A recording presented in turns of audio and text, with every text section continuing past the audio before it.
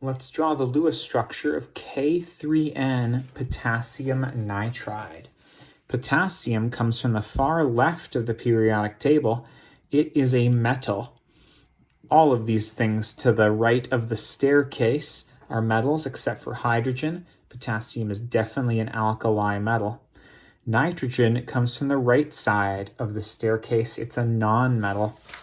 When metals and non-metals bond together, you get an ionic compound. The metals will give their electrons away to the non-metal. Let's get details on how that happens. Potassium in group 1 brings 1 valence electron with it. There you go. Nitrogen in group 15 brings 5 valence electrons with it. 4 and 5. Notice that I spread them out before I started doubling them up, north, east, south, and west. Now, non-metals want a complete octet, or a full 8 electrons in their outer shell, in order to be stable. That's called the octet rule. Where's this nitrogen going to get the extra 3 that it needs? Because it already has 5. Well, this potassium atom can give an electron away. Nitrogen now has 6, which is better, but still not 8. You can bring in an extra potassium to donate its electron. Now nitrogen has 7, even better, but still not there yet. How about another potassium?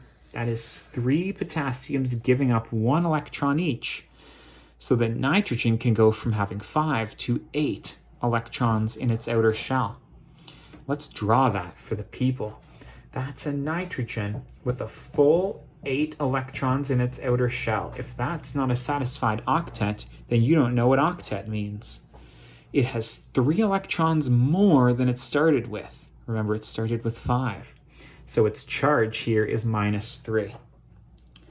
Now, in order to make that happen, you sacrificed 1 electron each from 3 different potassium atoms.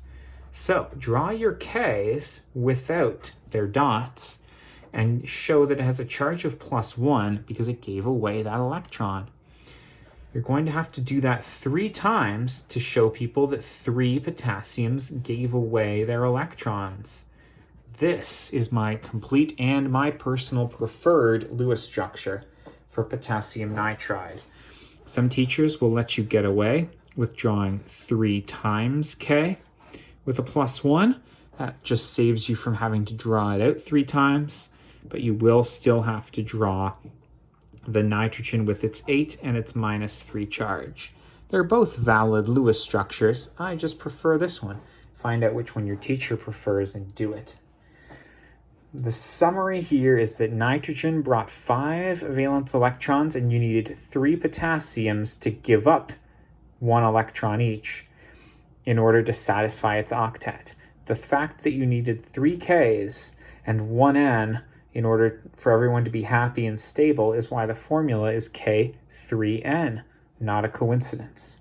I hope you have a new appreciation for ionic bonding. I sure do. And you know who else I appreciate? You. Best of luck.